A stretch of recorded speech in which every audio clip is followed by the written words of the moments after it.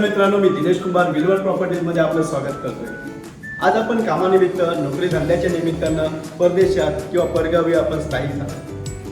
हे स्थायिक होत असताना आज गावाशी असलेलं आपलं नातं ही नाळ अजूनही आपली तुटत नाही, कारण हे ऋणानुबंध आहे.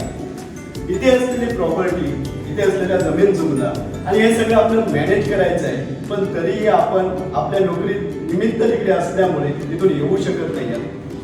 हे मॅनेज करण्यासाठी आपण आठवड्याला, 15 महिन्याला इथे येत असतो आणि हे येत असताना बाकीचं कुटुंब आपलं इथेच आहे.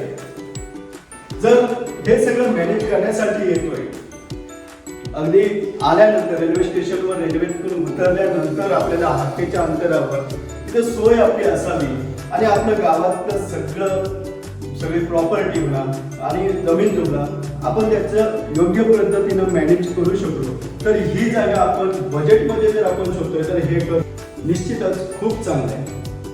अगदी आवाक्यात असणार आपली शासकीय कागदपत्र आणि शासकीय कामं आटोपून निवांत वेळेच्या आपण देऊ शकतो किंवा फॅमिली सहित आल्यानंतर कणकवलीसारख्या ठिकाणी म्हणा की गावाच्या ठिकाणी नेटवर्क नाहीये आणि त्याची गैरसोय होत असेल तर हे ठिकाण आपलं निश्चितच चांगलं आहे.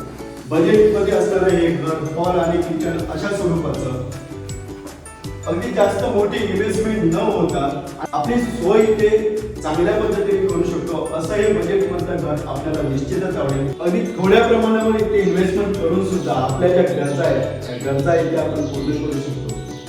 कामासाठी आल्यानंतर इथे शासकीय जी कागदपत्रे असतील हे पूर्ण करण्यासाठी तलाठी ऑफिस असेल, तहसील ऑफिस असेल, पंचायत समिती असेल, हे सगळं आपण चालत मॅनेज करू शकतो.